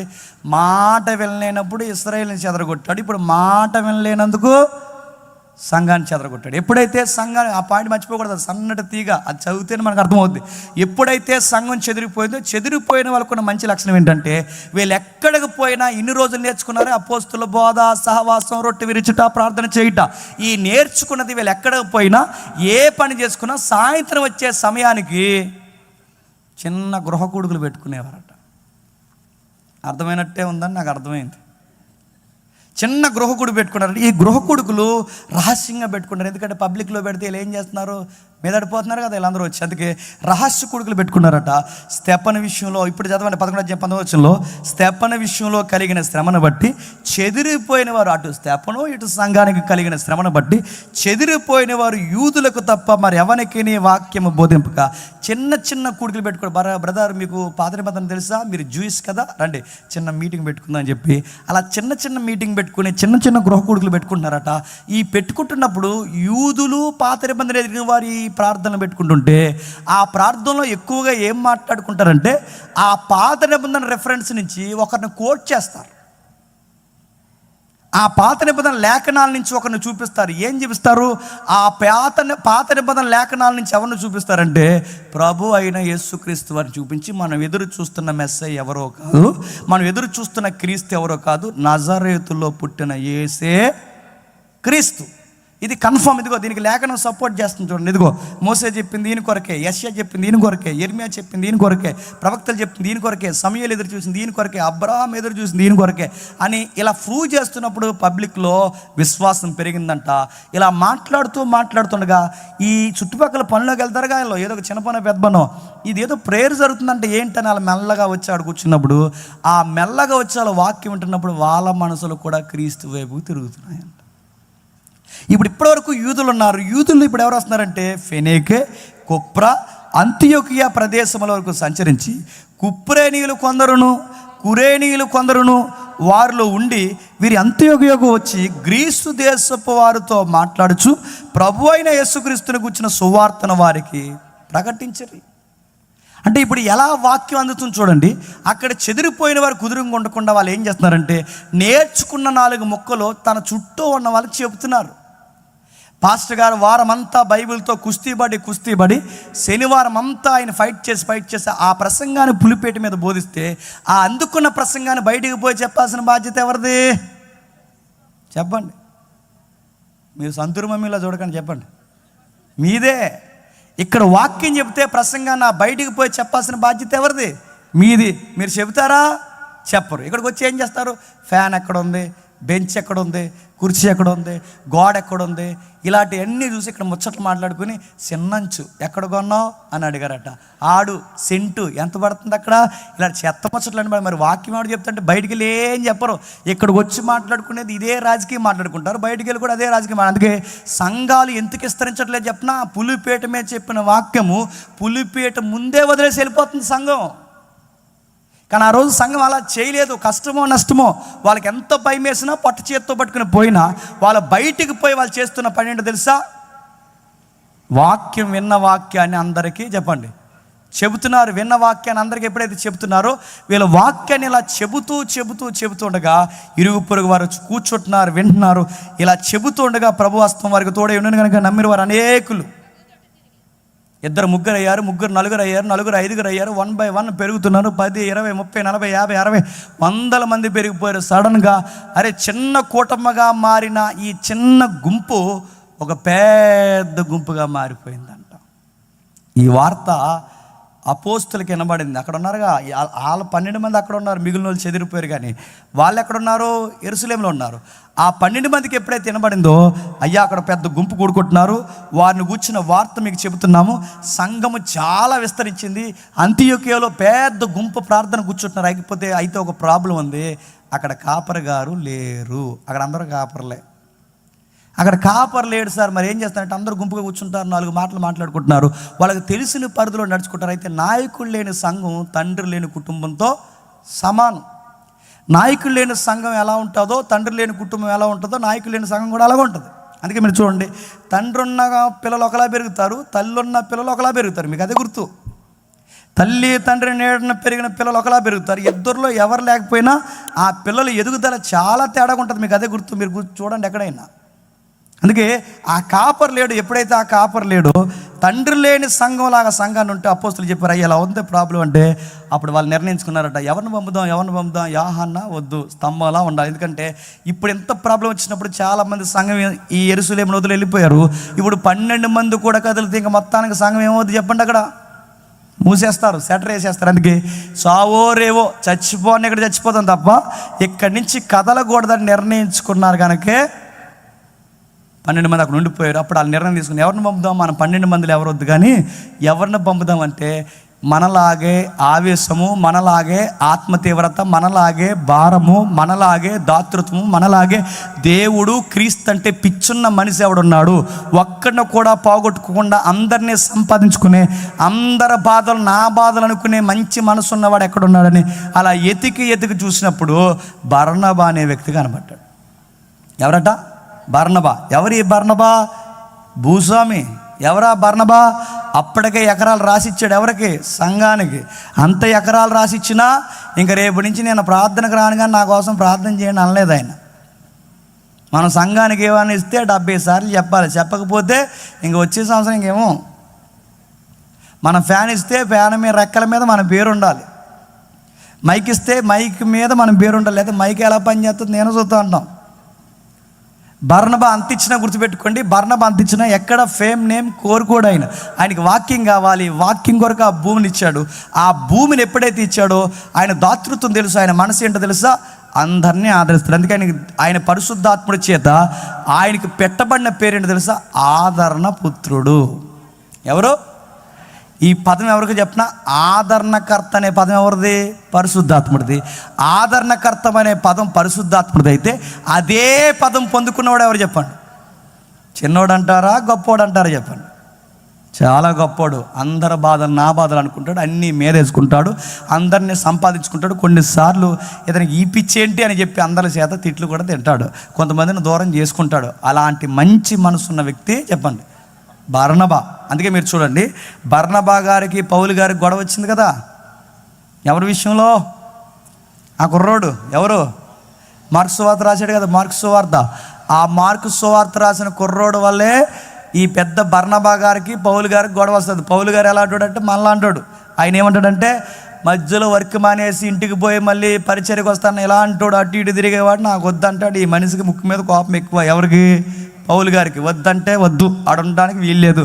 బర్నబా గారి మనసు ఏంటంటే వద్దని అనకూడదు, అందరినీ మనం స్వీకరించాలి, అందరూ మనం తిప్పుకొని ఈయన ఏంది రైటే ఆయనది రైటే. మధ్యలో మనం ఏం చేయాలంటే ముక్కు మీద నోటి మీద ముక్కు మీద చేయి, నోరు మూసూరు కూడా మంచిది. ఈ రోజుల్లో కనుక బర్నబా గారు పౌలు గారు అక్కడ దెబ్బలాట పెట్టుకుంటే మధ్యలో జడ్జిలు ఎవరో చెప్పినా మనం తీర్పిచ్చేస్తాం, మీదే తప్పండి పౌలు గారు అంటాం. బైబిల్ సైలెంట్ చేసినారు, గుర్తుపెట్టుకోండి. కొంతమందికి పెద్దోళ్ళు గొడవలు అయినప్పుడు తోకలు కుదురుగా ఉండాలి, మధ్యలో దూరకూడదు. పౌలు గారికి బర్నబా గారు గొడవ అయినప్పుడు ఇద్దరిదే రైటే. ఆయన ఎలాంటిదంటే దేవుడి పనికి ఇంపార్టెంట్ ఏమన్నాడు, మళ్ళీ ఎందుకు అని ఈయన పాయింట్ రైటు. ఈయన ఎలాంటిదంటే ఎర్లీ స్టేజ్లో ఉన్నారుగా, ఇస్తారులే నేర్చుకుంటారు అని ఈయన పాయింట్. ఈయనేమి ఎవరిని వదులుకోడు, ఈయన పని వస్తే ఎవడపోయినా పర్లేదు అంటాడు. ఇద్దరిదే రైటే. అందుకే వాళ్ళిద్దరూ కామెంట్ చేసుకున్నప్పుడు బర్నబా మైండ్ మీరు గమనించండి, ఎవరిని వదులుకోడు. అందుకే మార్కుని మళ్ళీ అంట పెట్టుకుని వచ్చాడు. ఇలాంటి మనసున్న వాడిని అపోస్తులు పంపించారు కనుక ఆయన వచ్చి ఏం చేస్తున్నాడు చూడండి. అతను వచ్చి దేవుని కృపను చూసి సంతోషించి ప్రభుని స్థిర హృదయంతో అత్తుకొన వాళ్ళని అందరినీ హెచ్చరించాడు. వచ్చినోడు ఏం ప్రసంగం చెప్తున్నాడు చెప్పండి? ఏం ప్రసంగం చేస్తున్నాడు? బ్లెస్సింగ్ బ్లెస్సింగ్ బ్లెస్సింగ్ బ్లెస్సింగ్ అంటున్నాడు అందరికీ. చెప్పండి, పరిశుద్ధాత్మతో నిండుకున్న ఆయన చేస్తున్న ప్రసంగం ఏంటి? మీకు ఇల్లు లేదా? నజరేయుడైన యేసు నామమున మీకు వచ్చునుగాక అనలేదు. అనారోగ్య సమస్యతో బాధపడుతున్నావా? లే, ఎర్రసొన్ని వేసుకుని వచ్చాగా పైకి రా అనలేదు. యేసు నామమున ఆజ్ఞాపిస్తున్నాను, ఈ రోగమును ఈ రోజే పట్టుమని మాయమైపోను గాక. ఫట్ అండో. ఇవి నమ్ముతున్నారు ఈ మధ్య, ఎక్కువైపోయినాయి. మళ్ళీ నడుగుతున్నాను, ఇలాంటివి చేయలేదు. ఆయన ఏం చేశాడు? ఆయన వచ్చి గొప్ప హెచ్చరిక వాక్యాన్ని చెప్పాడంట. పరిశుద్ధాత్ముడు ఉంటే అలానే ఉంటుంది క్రియ. ఆయన వచ్చి గట్టిగా హెచ్చరించాడు. ఎందుకు హెచ్చరించాడు? స్థిర హృదయంతో హత్తుకోనాలి అంటున్నాడంటే స్థిరంగా ఉండరు. ఎందుకుండరు? వీళ్ళ కన్వర్టెడ్ క్రిస్టియన్స్. ఎవరు? ఫెనేకే, కొప్రా, కురేనియా, అంత్యోకియా, గ్రీక్స్ ఎవరైతే ఉన్నారో వీళ్ళ కన్వర్ట్ అయిన క్రిస్టియన్. యూదులు కాదు వీళ్ళు, వీళ్ళ కన్వర్ట్ అయిన క్రిస్టియన్స్. కనుక కన్వర్ట్ అయిన వారికి అతిపెద్ద ప్రమాదం ఏంటి చెప్పినా, కన్వర్ట్ అవుతారు కానీ ఇంకా అవి మరిసిపోరు. అవి ఉంటాయిగా, అవి మూలాలు, అవి ఇక్కడ జస్ట్ మారుస్తారు ఇక్కడ అంతే. ఎలా మారుస్తారో మీకు ఉదాహరణ చెప్తాను వినండి.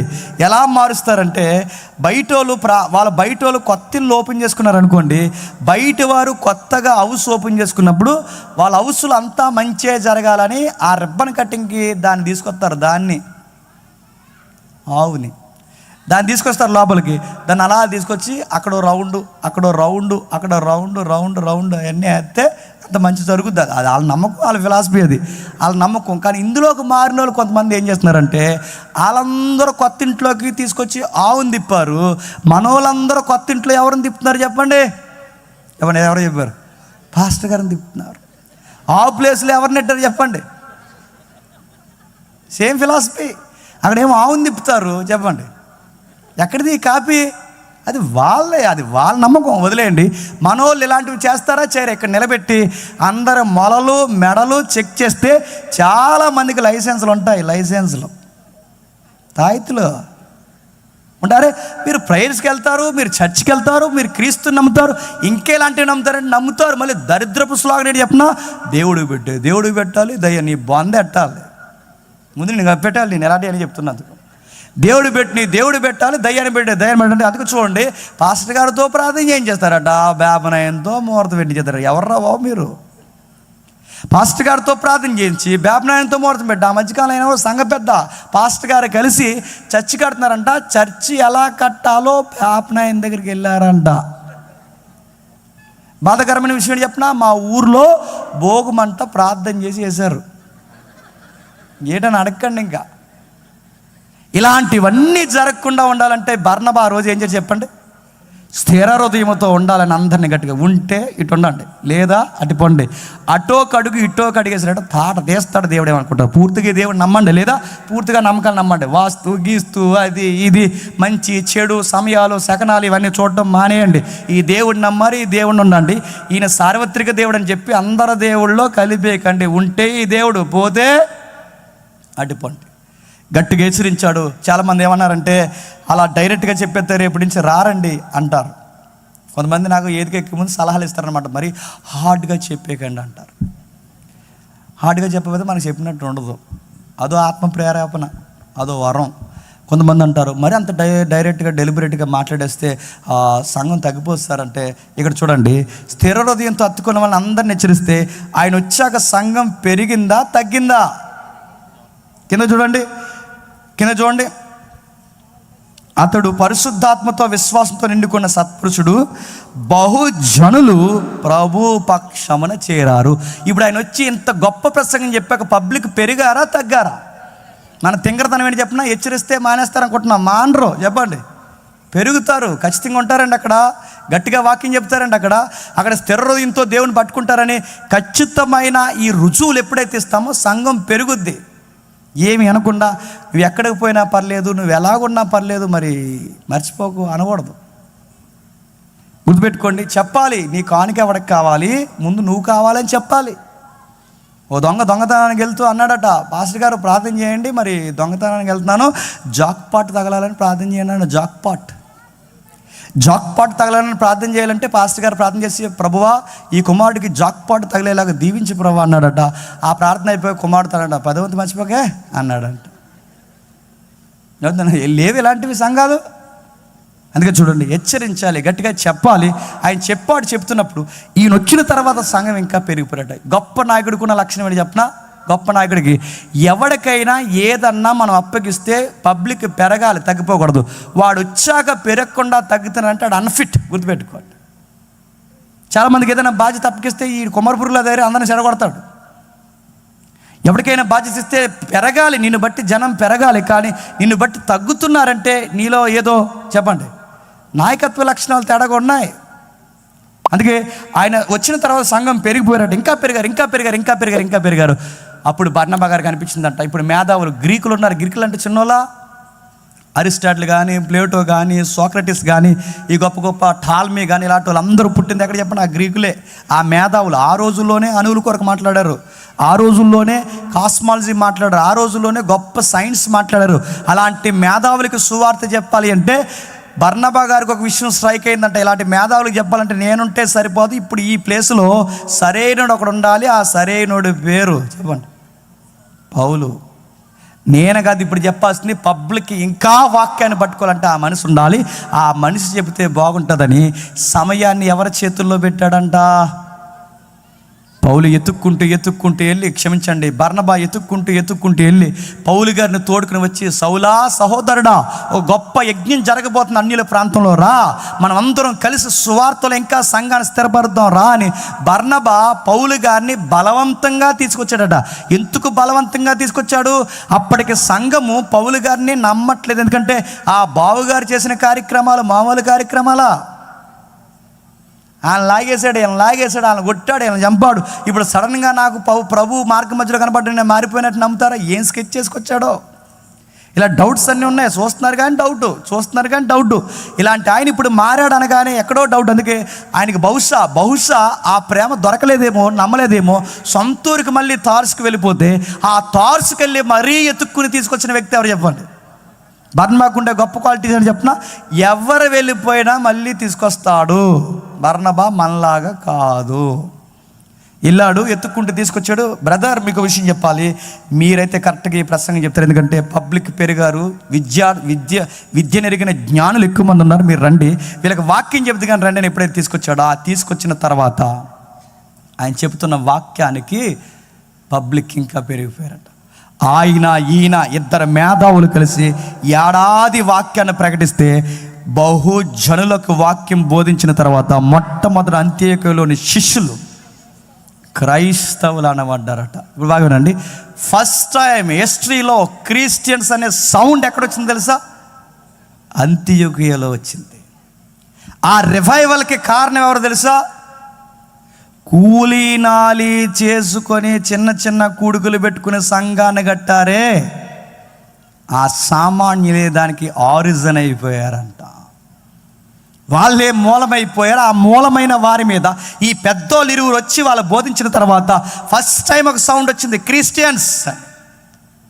నిజానికి అది ఎట్టకారంగా పెట్టారు. ఎందుకంటే క్రీస్తు ఎలాగైతే మౌనంగా ప్రతి దాన్ని భరిస్తాడో వీళ్ళు కూడా అలాగే మౌనంగా భరిస్తున్నారు. లచ్చు క్రీస్తులాగే బతుకుతున్నారు కనుక వీళ్ళని ఏమని పేరెట్టారట? క్రైస్తవులు. క్రైస్తవులు అని పేరు పెట్టారంటే మీరు గమనించండి, వీళ్ళ క్రైస్తవులను ఎలా అనగలుగుతున్నారు? వాళ్ళ క్రీస్తును ఫాలో అవుతున్నారు. క్రీస్తుని ఎప్పుడైతే వాళ్ళు ఫాలో అవుతున్నారో క్రిస్టియన్స్ అనే సౌండ్ వచ్చింది. అప్పటి వరకు శిష్యులు అన్నారు, అప్పటి వరకు పరిశుద్ధులు అన్నారు, అప్పటి వరకు సంఘం అన్నారు. కానీ బైబిల్లో మొట్టమొదటిసారి ఏమన్నా చెప్పండి? అంత్యోక్యలోని క్రైస్తవులు, మొట్టమొదటి శిష్యులు క్రైస్తవులు అనబడ్డారట.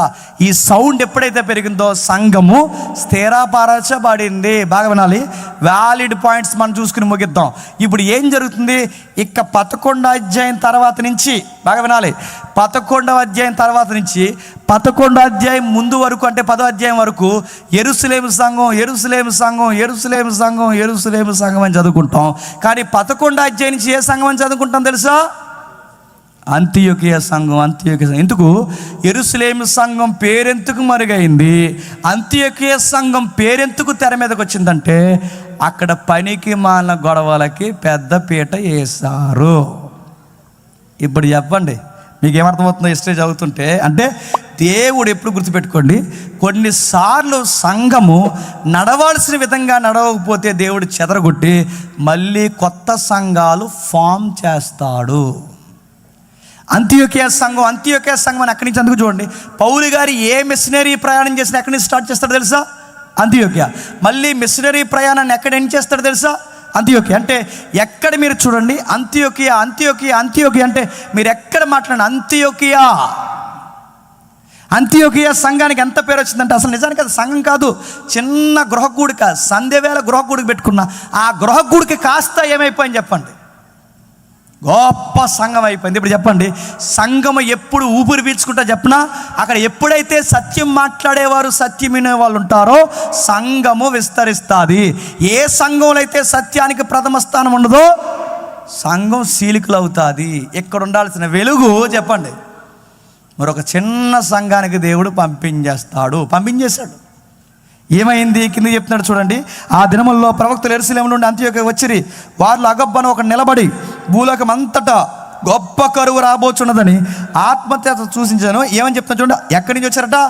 యెరూషలేము నుండి అంతియోక్య. నిజానికి ప్రవక్తలు ఎక్కడి నుంచి రావాలండి? ఎక్కడికి వెళ్ళాలి చెప్పండి? యెరూషలేముకి వెళ్ళాలి. కానీ ఎక్కడెక్కడున్న వాళ్ళందరూ యెరూషలేములో ఉన్న ప్రవక్తలు కూడా ఎక్కడికి వస్తున్నారట? దీన్ని బట్టి మీకు ఏమర్థం అవుతుంది? అంత్యోక్య సంఘానికి ప్రవక్తలు వచ్చారు, అంత్యోక్య సంఘానికి పౌలు లాంటి వ్యక్తులు వచ్చారు, అంత్యోక్య సంఘానికి బర్నబా లాంటి గొప్ప వ్యక్తులు వచ్చారు, అంత్యోక్య సంఘానికి గొప్ప గొప్ప దర్శనాలు ప్రవచనాలు చెబుతున్నారు. చివరికి కరువు రాబోతుంది దేశాల కన్నా గొప్ప ముంగుర్తు వార్త కూడా ఏ సంఘం చెప్తుందంట? అసలు ఈ వండర్స్ అన్ని ఎక్కడ జరగాలి చెప్పండి? యెరూషలేములో ఎందుకు జరగట్లేదు చెప్పండి? అక్కడ భోజనాలు కాడ గొడవ, తినది ఎక్కువైపోయింది, మొత్తం ఎక్కువైపోయింది, కలునెత్తికి ఎక్కువైపోయినాయి, ఎక్కడికెక్కడ గొడవలా. నువ్వు ఇదిరా చిన్నోళ్ళని పేదోళ్ళని చూడడం మానేస్తారు, అవసరాలు అక్కర తీర్చడం మానేస్తారు, నాదని కొట్టుకునే మనుషులు ఎక్కువైపోయారు. కనుక ప్రేమ అనురాగం ఇతరులను పట్టించుకోలేని నాయకత్వాలు లేని చోట అపోస్తుల నుంచి దేవుడు ఏం చేశాడు చెప్పండి? మిగిలిన వారిని చెదరగొట్టేశాడు. ఎప్పుడైతే వాళ్ళని చెదరగొట్టేశారో ఈ చెదిరిపోయిన వారు వచ్చి సంఘంగా ఫామ్ అయితే వాళ్ళందరూ ఎంత ఎత్తుకెదిగారో చూడండి. 30 వచనంలో వారు అలాగూ చేసి బర్నబా సౌలను వారి చేత పెద్దల యొద్దకు వారి సంధాన్ని పోగు చేసి పంపించారంట. మీ భాగమేనండి, కూలీ నాలి చేసుకునే ఈ చిన్న చిన్న మనుషులు సంధాన్ని పోగేసి ఏ స్థాయికి పంపుతున్నారంటే యెరూషలేముకు యోదయ ప్రాంతంలో ఉన్న ఆ సంఘానికి కూడా సహాయం పంపుతున్నారంటే వీళ్ళ ఫైనాన్షియల్గా ఎదిగారు చెప్పండి, యూనిటీగా ఎదిగారు, సత్యము ట్రూత్లో వాళ్ళు స్థిరంగా ఉండడంలో ఎదిగారు. ఒక్కటి కాదు, అన్ని సెక్టార్లో సంఘం అదిరిపోయింది. ఇప్పుడు చెప్పండి, ఆర్థికంగా ఆత్మీయంగా అన్ని విషయంలో సంఘం ఎదగాలి అంటే ఆత్మదేవుడు ఉండాలి. ఆత్మదేవుడు ఉన్న దగ్గర ఆత్మదేవుడు చెబుతున్న వాక్యాన్ని వినేవాళ్ళు బలంగా ఉండాలి. ఎప్పుడైతే ఈ వాక్యం వినేవారు ఉంటారో సంఘం అభివృద్ధి పొందుతుంది. ఎంత ఎత్తుకెదిగారో చూడండి. నేను ముగించేస్తున్నాను. 13వ అధ్యాయం మొదటి వచనం. అంతియోకులోని సంఘము బర్నబా, నిగేరు అనబడిన సుమయోను, కురేనీయుడైన లూకియా, శత్రుద్ధాధిపతి అయిన ఏరోతో కూడా పెంచబడిన మనయేను, సౌలను, ప్రవక్తలు, బోధకులు, ఎన్ని కేటగిరీస్ ఉన్నాయి చూడండి. ఫినేక్ ఉన్నారు, కొప్రా ఉన్నారు, అంత్యోకి ఉన్నారు, గ్రీకులు ఉన్నారు, రకరకాల మనుషులు ఉన్నారు. ఇక్కడికి వచ్చేసరికి బర్నబా, నిగేరు అనబడిన సీమోను. నిగేరు అంటే నీగ్రోస్, నల్ల జాతీయులు ఉంటారుగా, పళ్ళు తప్ప ఇంకేం కనబడవు. ఆ నీగ్రోస్ ఆఫ్రికా నుంచి కూడా వస్తున్నారంటే ఈ సంఘానికి. ఇంకా కురేనీయుడైన లూకియా, బహుశా డాక్టర్ గారు అనుకుంటా, డాక్టర్లు. ఇంకెవరున్నారు? శత్రుద్ధాధిపతి అంటే 4వ గవర్నర్ ఎవరైతే ఉన్నారో, గవర్నర్తో పెంచబడిన, అంటే గవర్నర్ ఫ్యామిలీ మెంబర్స్ కూడా ఎక్కడికి వస్తున్నారట? సంఘానికి. ఇప్పుడు చెప్పండి, గవర్నర్ ఫ్యామిలీ మెంబర్స్ వస్తున్నారు, డాక్టర్స్ వస్తున్నారు, నీగ్రోస్ వస్తున్నారు, గ్రీకులు వస్తున్నారు, కురేనియన్స్ వస్తున్నారు, ఇంకా కుప్రీలు వస్తున్నారు, రకరకాల మనుషులు వస్తున్నారు. ఎంతమంది అక్కడికి వస్తే సంఘం కొట్టుకుందా? యెరూషలేము సంఘంలో 2 రకాలు ఉన్నాయి, యూదులు, గ్రీకులు. 2 రకాలు ఉంటేనే కొట్టుకు చచ్చిపోయారు. ఇక్కడ ఎన్ని రకాలు ఉన్నాయి? కొన్ని 10 రకాల ప్రజలున్నా వాళ్ళు కొట్టుకోలేదంట. కారణం ఏంటి చెప్పనా? దానికి కారణం ఒకే ఒక్కటి. ఎక్కడ గొడవలు జరుగుతున్నాయో ఆ గొడవలు జరిగే కార్యక్రమాన్ని అక్కడ తక్కువ చేశారు. వాళ్ళు ఏం చేశారు? ఒక మంచి పని ఉంది. ఏం చేశారు చూసారా? ఇక్కడ బోధకులను తయారు చేశారట, ప్రవక్తలను తయారు చేశారట. వారి ప్రభువును సేవించుచు. ఇప్పుడు చెప్పండి, యెరూషలేము సంఘంలో మాట్లాడితే భోజనాలు, అంత్యోక సంఘంలో మాట్లాడితే చెప్పండి ఉపవాస గుడుకులు. ఇప్పుడు చెప్పండి, మనం మాట్లాడితే సంఘం బాగుండాలంటే ఏ గుడుకులు పెట్టుకోవాలి చెప్పండి? సరిగ్గా 31st ఏమంటారు చెప్పండి? చెప్పరు మీరు. చెప్పండి, 31st ఏమెట్టాలి? ఫాస్టింగ్ ప్రేయర్ పెట్టాలి. డిసెంబర్ 25కి నన్ను అడిగితే పెట్టకండి, మీ ఇష్టం, పెడతాను. కానీ నేను చెప్తాను, సరిగ్గా ఆ టైంలోనే ఫాస్టింగ్ ప్రేయర్స్ పెడితే పబ్లిక్ వస్తారా? రారు. ఎప్పుడు వేయలేని టెంట్లు వేస్తారు, ఎప్పుడు వేయని కుర్చీలు వేస్తారు. ఎందుకు? ఆ రోజు కక్క ముక్క డొక్క గట్టిగా వేస్తారు. భక్తులు ఏడాదంతా తిరిగి వచ్చాం ప్రభువా, ఇంక ఏడాదంతా తిరిగి వచ్చిన మమ్మల్ని నీ రెక్కల చాటున, బలమైన రెక్కల చాటున మమ్మల్ని కాపాడు, మేము కోడిపిల్ల నీ వెనకాల దాక్కుంటామేమో అన్నారంట. చూసారా? అడుగుతున్నాను, ఇక్కడ సంఘంలో తీసుకున్న మంచి నిర్ణయం. మాట్లాడితే ఫాస్టింగ్ అంటారంట, మాట్లాడితే చూడండి. భోజనాలు ఉంటే గొడవ, ఇక భోజనాలు లేకపోతే గొడవే లేదు. మొత్తానికి భోజనాలు లేవు, మాట్లాడితే ఉపవాస కొడుకులు పెట్టుకున్నారు. అందుకు చూడండి, ఈ సంఘంలో ఇన్ని రకాల మనుషులు ఉన్నా గొడవ రాలేదు. ఎందుకంటే వీళ్ళ సత్యాన్ని వినే ప్రజలు ఎక్కువైపోయారు. ఇప్పుడు చెప్పండి, మన సంఘాలు, మన పితరులు కట్టిన సంఘాలు, ఈ ఫారినర్స్ పెద్దలు కట్టిన సంఘాలు ఇంకా ఆశీర్వాదకరంగా మారిపోవాలి అంటే మన సంఘంలో ఉండే వెలుగు రేఖ ఒక్కటే. చెప్పండి, వాక్యము. వీళ్ళు ఎంత ఎత్తుకెదిగారు? ఒక్క మాట చెప్పి నేను ముగిస్తాను. పరిశుద్ధాత్ముడు వాళ్ళ మీదకి వచ్చి అన్నాడట, నేను బర్నబాను, సౌలుని పిలిచిన పని కొరకు వారు నాకు ప్రత్యేకపరచిన వారితో చెప్పను. అంతటా వారు ఉపవాసం ఉండి ప్రార్థన చేసి వారి మీద చేతులుంచి వారిని పంపించేశారు. మనమైతే పంపిస్తామా? పౌలు గారు లేకపోతే మేము కూడా ఆయన వెనకాల వెళ్ళిపోతాం అంటాం. మనం పౌలు గారి ఫ్యాన్స్. మనం చెప్పండి, బర్నబా గారు లేకపోతే మేము బర్నబా గారి ఫ్యాన్స్, బర్నబా గారితో వెళ్ళిపోతాం. ఈ మధ్య చూసారా, ఒక పాస్టర్ గారు చచ్చిపోతే ఇంకా ఆ సంఘం ఉంటుందా? ఇంక మూసేయడం. ఎందుకంటే ఇంకా పాస్టర్ గారి ఫ్యాన్స్ వాళ్ళు. ఈ పాస్టర్ గారు లేకపోతే ఉండరు, ఆ పాస్టర్ గారు లేకపోతే ఉండరు. ఆ సంఘం చూడండి ఎంత ఎత్తుకెళ్ళిందో. బర్నబా గారు వెళ్ళిపోయినా నో ప్రాబ్లం, పౌలు గారు వెళ్ళిపోయినా నో ప్రాబ్లం, ప్రవక్తలు వెళ్ళిపోయినా నో ప్రాబ్లం. ఎందుకంటే వీళ్ళెవ్వరూ లేనప్పుడే మేము ఏం కట్టాం చెప్పండి? సంఘాన్ని కట్టాం. వీళ్ళెవ్వరు లేనప్పుడే మేము సంఘాన్ని కట్టామంటే మరలా కొత్త బోధకుల్ని మేము తయారు చేస్తాం. ఎంత ఎత్తుకెదిగని చెప్పినా వాళ్ళు ఆర్థికంగా ఎదిగారు, బోధలు ఎదిగారు, ప్రవక్తను తయారు చేయడం ఎదిగారు, బోధకులను తయారు చేయడం ఎదిగారు. కొత్త జాతుల్ని తారతమ్యాలు లేకుండా అందరినీ ప్రేమానురాగంలో కట్టేంత ఎత్తులోకి ఎదిగారు. ఇప్పుడు చెప్పండి, సంఘం బాగుండాలంటే సంఘానికి ఉండాల్సిన ముఖ్యమైన సూత్రం ఏంటి చెప్పినా? గొప్పోడు చిన్నోడు కాదు, ఇక్కడ అందరూ సమానం. జేమ్స్ గారి కుటుంబాన్ని ఒకలా చూసి సామాన్య కుటుంబం ఒకలా చూస్తే చెల్లదు కాక చెల్లదు. అవి సంతలో బాగుంటాయి, సంఘంలో బాగోదు. ఇక్కడ జేమ్స్ గారు అయినా, జేమ్స్ గారి కుటుంబం అయినా, సామాన్యులైనా అంతా ఒక్కటే. నేను వస్తున్నప్పుడు నాకు బాడీ గార్డులు ఉండకూడదు, ఈ పిలిచే వాళ్ళకి అసలు బుద్ధి ఉండదు. బాడీ గార్డులు వచ్చేదారు 50 మంది, మళ్ళీ బాడీ గార్డులు ఎలా వచ్చి తప్పకుండా ఎవడ అడ్డులేడు మీకు, మీరే అడ్డు. తప్పకుండా ఎందుకు తప్పకుండా అంటారు చెప్పనా? తప్పకుండా అనకపోతే ఎవరే లేపు చూడరని. అందుకు బాడీ గార్డ్స్ వీళ్ళకి మళ్ళీ మనిషికి 1000 రూపాయలు అంట. ఎవరైనా అడగండి. వాళ్ళకు కూడా సందాలో వాళ్ళకి అవన్నీ డీల్స్ అయితేనే వస్తున్నారు, నడుతున్నారు. అక్కడి నుంచి మళ్ళీ ఎమ్మెల్యే గారిలాగా లైట్లు ఆరన్స్తో నిన్ను ఎవడరా రమ్మన్నదని అనిపిస్తుందండి నాకు. ఇప్పుడు నేను ఎవరు చెప్పేది? నువ్వు మిలిటరీలో రిటైర్ అయిపోయిన ఆఫీసర్, నీకు థ్రెట్ ఉందా? నడుతున్నాను. ఎలా వెళ్ళిన వారు సామాన్యంగా కూర్చుని. అందుకే అండి వాక్యం ఎవరు బాగా చెప్తారు చెప్పినా, నాకు తెలిసిన పరిధిలో నా 18 సంవత్సరాల సేవా జీవితాన్ని బట్టి చెప్తున్నాను, వాక్యం ఎవరు బాగా చెప్తారు చెప్పినా, కింద నుంచి నలిగి విరిగి వేసారిపోయి ఇరుకులలో విశాలత చూసిన వాడే వాక్యం చెప్తాడు. సుఖాలు గరిని సుఖభోగులు ఏం చెప్తారు వాక్యం? వాళ్ళకేం తెలుసు వాక్యం? వాళ్ళ తలకాయ వాళ్ళకి తినడం మెక్కడం తప్ప వాళ్ళకి ఏమీ తెలియదు. వాక్యం ఎవరు బాగా చెప్తారు? కింద నుంచి బరకల స్థాయికి వస్తారు చూసారా, వాళ్ళు చెబుతాడు వాక్యం. అందుకే చూడండి, ఈ కింద నుంచి నలిగిపోయిన వారు కనుక వాళ్ళకి ఆ యొక్క లక్షణాలు ఉన్నాయి. వీళ్ళు వెళ్ళిపోయినా కానీ మేము బోధించగలం, నిలబెట్టగలం. యేసు ప్రభు నామాన్ని మేము గట్టిగా స్థిరపరచగలం. ఇప్పుడు చెప్పండి, ఇలాంటి పెద్దలు, ఇలాంటి నాయకులు, ఇలాంటి కృప కలిగిన గొప్ప బాధ్యత కలిగిన వారు ప్రాణభయం ఉన్నా వాళ్ళ వాక్యం చెప్పడం మానేది. అందుకే ఎన్ని జాతులు ఉన్నా కానీ వాళ్ళు ఒక్కటే స్లోగంతో బతికారు. ఇప్పుడు చెప్పండి, మన సంఘాలు కూడా వర్ధిల్లాలి అంటే చిన్నోడినైనా పెద్దోడినైనా ఒకలాగే చూడాలి. ఒక్క ఉదాహరణ చెప్పి ముగిస్తాను, ఒట్టే చెప్తున్నాను. ప్రసంగం అంతట్లో అంటే ఒక పాస్టర్ గారు అన్నారు, ఒక మాట మాత్రం బాగా నచ్చుతుందంట. ఆ మాట చెప్పినా ముగిస్తున్నాను అన్నారు. నచ్చుతుందనే చెప్తాం, ఏం ముగించాం, గుర్తుపెట్టుకోండి. ముగిస్తాను నిజంగానే, ఒట్టే చెప్తున్నాను. ఒక ఎగ్జాంపుల్ చెప్తానండి. ఒక సంఘ పెద్దలు ఎవరైతే ఉన్నారో చిన్నోళ్ళని పెద్దోళ్ళని ఒకలానే చూడాలనడానికి ఉదాహరణ చెప్తాను. చూడకే గొడవలు వస్తాయి. ఒక ఆయన తీసుకొచ్చారు. తీసుకొస్తే ఈ మనకి ఈవెంట్స్ జరుగుతున్నప్పుడు స్థానిక ఎమ్మెల్యే గారిని అలా తీసుకొస్తారుగా. ఎమ్మెల్యే గారు మంచిగా, ఎమ్మెల్యే గారిని ఏమంటలేదు. ఆ ఎమ్మెల్యే గారిని తీసుకొస్తే ఓ సంఘ పెద్ద, మరి ఈయన సంఘ పెద్ద తెలియదు, పార్టీ పెద్ద తెలియదు, రెండింటిలో తిరుగుతుంటారు కొంతమంది పెద్దలు.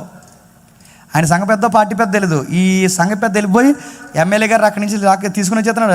అట్లా తీసుకుంటూ వస్తూ పాస్టర్ గారు చెప్తుంటే, చనిపోయిన ప్రవీణ్ పగడాల గారు ఉన్నారుగా, ఆ వాక్యం చెప్తుంటే ఆయన వాక్యం చెబుతుండగా లైవ్ వెళ్తుంది అనుకుంటా, పేరు చెప్పేసాను అనవసరంగా. మళ్ళీ వాళ్ళంటే బాధపడిన దేవుడు వారిని దీవించును కాక. ఆమెనంట.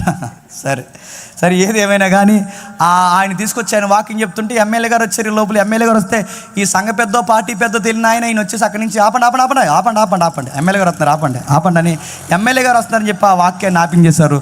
పాస్టర్ గారు కూర్చున్నారు. కూర్చుంటే మైకు ఎమ్మెల్యే గారికి ఇవ్వడానికి చూస్తుంటే ఎమ్మెల్యే గారు మంచి ఆయన కనుక ఎమ్మెల్యే గారు అన్నారంట, ఆయన ఏదో దేవుని ప్రవచనం చెప్తున్నాడు, ఆపకండి, ఆయన వాక్యాన్ని చెప్పనివ్వండి, అయిన తర్వాత నేను ఎక్కుతానని ఎమ్మెల్యే గారు అలా మర్యాదగా కింద కూర్చున్నాను. ఎమ్మెల్యే గారు మంచివాడు, ఆయన దేవుని మాటలు మనం ఆపకూడదు, మధ్యలో జరిగే కార్యక్రమం జరగండి.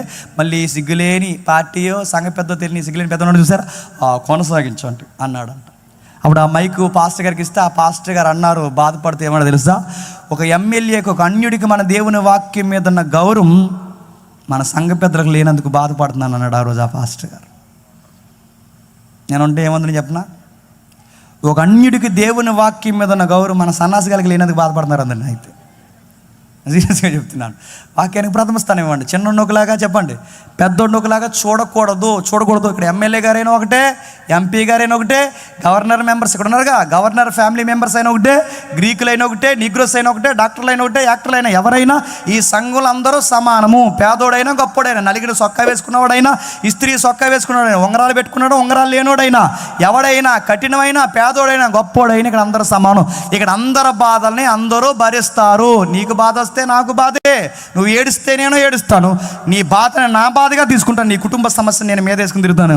ఎందుకంటే ఇది సంఘము, ఒకరిని ఒకరు ఆదరించుకోవడానికే సంఘంగా పిలువబడ్డాం. ఇలాంటి ప్రేమలు ఎప్పుడైతే సంఘంలో ఉంటాయో ఆ సంఘం వర్ధిల్లుతుంది. సంఘానికి లక్షణం ఎక్కడో తెలుసా, ఈ సంఘానికి శిరస్సు అయిన క్రీస్తువి ఆ లక్షణాలు. మీరు క్రీస్తు యొక్క పరిచర్ని మీరు గమనించండి. ప్రభు అయిన యేసుక్రీస్తు వారి ఆ ఇంట్లో ఏదో జరిగితే ఈయనకెందుకండి, వాళ్ళ ఇంటికి పోయి ఏడుస్తాడు ఈయన. ఎవరు? యేసుక్రీస్తు. అదే పరిచర్య అంటే. ఆ ఇంట్లో కుర్రోడు సరిపోతే ఆ తల్లిని దగ్గర పెట్టుకుని ఏడుస్తాడేంటి ఈయన? అదే పరిచర్య అంటే.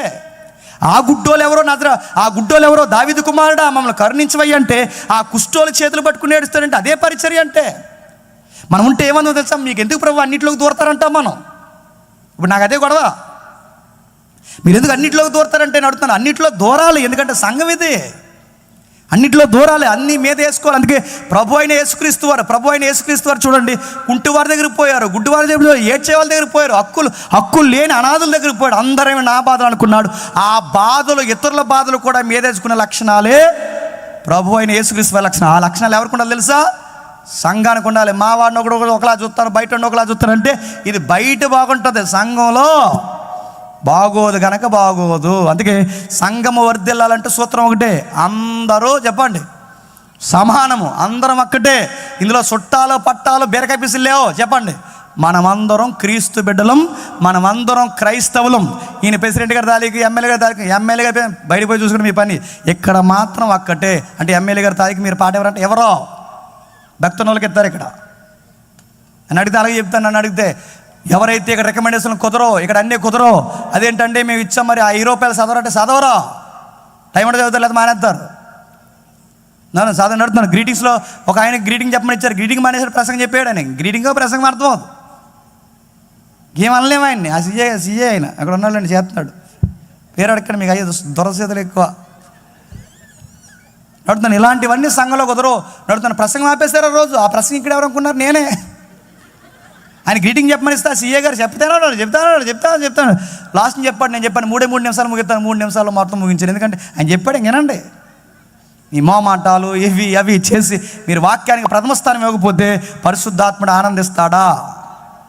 అందుకే సంఘమా, వాక్యానికి ప్రథమ స్థానం ఇవ్వండి, ప్రేమకు ప్రథమ స్థానం ఇవ్వండి, పేదోడిని గొప్పోడిని ఒకలాగే చూడండి, అందరినీ ఆదరించండి, యేసుప్రభు లక్షణాలు కలిగి ఉండండి. మనోళ్ళనే కాదు బయటోళ్ళని కూడా మనోళ్ళలాగే చూడండి. నీ ఇంట్లో ప్రాబ్లం వస్తే నువ్వు ఎంత బాధపడుతున్నావో, సంఘంలో ఎవరికి ప్రాబ్లం వచ్చినా అంత బాధపడు. నీ సంఘాన్ని ఆశీర్వదించి యేసు నామములో దేవుడు ఆశీర్వాదకరంగా మార్చునుగాక. ఆమేన్, ఆమేన్, ఆమేన్.